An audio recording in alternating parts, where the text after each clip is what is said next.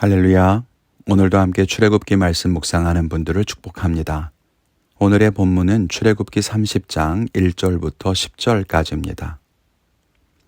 너는 분향할 제단을 만들지니 곧 조각목으로 만들되 길이가 1규빗, 너비가 1규빗으로 네모가 반듯하게 하고 높이는 2규빗으로 하며 그 뿔을 그것과 이어지게 하고 제단 상면과 전후 좌우면과 뿔을 순금으로 싸고 주위에 금태를 두를지며 금태 아래 양쪽에 금고리 둘을 만들되 곧 그 양쪽에 만들지니 이는 제단을 매는 채를 꿰일 곳이며 그 채를 조각목으로 만들고 금으로 싸고 그 제단을 증거궤 위 속죄소 맞은편 곧 증거궤 앞에 있는 휘장 밖에 두라. 그 속죄소는 내가 너와 만날 곳이며 아론이 아침마다 그 위에 향기로운 향을 사르되 등불을 손질할 때에 살을 찌며 또 저녁 때 등불을 켤 때에 살을 찌니 이 향은 너희가 대대로 여호와 앞에 끊지 못할지며 너희는 그 위에 다른 향을 사르지 말며 번제나 소제를 드리지 말며 전제에 술을 붓지 말며 아론이 1년에 한 번씩 이 향단 뿔을 위하여 속죄하되 속죄제의 피로 1년에 한 번씩 대대로 속죄할지니라. 이 제단은 여호와께 지극히 거룩하니라. 아멘. 성막의 안과 밖에는 많은 거룩한 기구들이 있습니다. 각각의 기능을 담당하는 여러 기구들이 있는데 오늘은 분향단에 대한 말씀이 기록되어 있습니다. 하나님께서는 다른 기구들과 마찬가지로 오늘 분향단에 대해서도 그 크기와 재료와 사용 방법까지 구체적으로 가르쳐주고 있습니다. 분향단은 성막의 안, 그 중에서도 지성소와 성소를 가로막고 있는 휘장 앞에 두게 되어 있었습니다. 성소와 지성소 사이에 있는 거죠. 거기에서 항상 향을 피우도록 하셨습니다. 오늘 함께 말씀을 나누면서 은혜를 나누기를 원합니다. 첫째는 향을 대대로 끊지 말라는 것입니다. 제사장은 분향단에 하루에 2번씩 향을 피워야 했습니다. 아침에 분향단과 등불을 손질하면서 한 번 향을 피우고 저녁에는 불을 켜면서 다시 향을 피우도록 했습니다. 지난 말씀에서 번제단에서 하루에 2번씩 번제를 드려야 하는 말씀 나누었죠. 이 아침과 저녁이라는 것은 하루에 2번이라고 하는 횟수의 의미가 아니라 항상이라는 그런 의미를 갖습니다. 해가 뜰 때와 해가 질 때 그렇게 번제를 드리고 향불을 피움으로써 하나님 앞에서 항상 제사하고 항상 향불을 피운다는 그런 마음을 갖는 거죠. 그러면서 한 번 더 강조합니다. 아침과 저녁으로 향을 피우되 이 향을 피우는 일을 평생토록 하나님 앞에서 끊지 말라는 것입니다. 하루 종일 그리고 영원토록 해야 할 일이라는 사실입니다. 이것이 하나님께서 주시는 명령이었습니다. 향을 피우면 냄새와 연기가 나죠. 그래서 향불은 크게 2가지의 상징적인 의미를 갖습니다. 하나는 하나님의 임재입니다. 시내산에서 하나님이 임재하셨을 때 영광의 구름 안에서 하나님이 나타나셨죠. 사람이 직접 하나님의 영광을 볼 수는 없어요. 그래서 구름 속에서 나타나십니다.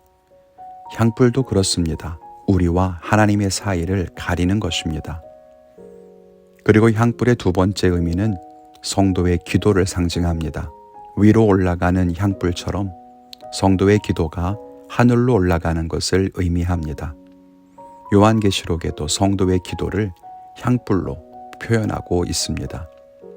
그래서 향을 아침과 저녁으로 피우고 대대로 하나님 앞에서 그치지 않는다는 것은 영원히 하나님의 임재 안에 있어야 한다는 의미이고 하나님께 영원히 기도를 올려드리라는 뜻으로도 이해할 수 있습니다. 우리의 모습은 어떻습니까? 우리의 신앙은 일시적이지 않습니까? 항상 예배하기보다 정해진 때에만 가끔씩 예배하고 항상 기도하기보다 위기를 만날 때 우리의 필요를 구할 때 기도하진 않습니까?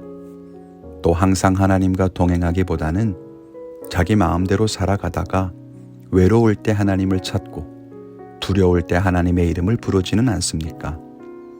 정말 중요한 것은 우리가 하나님 앞에 항상 서야 한다는 것입니다. 그리고 그 하나님께 항상 기도하고 예배해야 한다는 거죠. 우리 성도님들이 그런 삶을 살게 되시기를 바랍니다. 둘째는 분향단을 속죄해야 한다는 것입니다.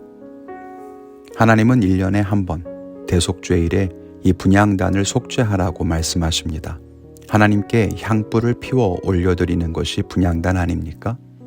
하나님의 임재가 있고 성도의 기도를 상징한다고 했는데 그 분향단을 속죄해야 한다는 것입니다. 그 이유가 무엇일까요? 아무리 거룩하고 아무리 정결한 것이라고 해도 얼마든지 오염될 수 있고 변질될 수 있기 때문입니다. 그래서 분향단뿐만 아니라 심지어는 지성소 안에 있는 언약궤마저도 1년에 한 번 대속죄일에는 속죄하도록 했습니다.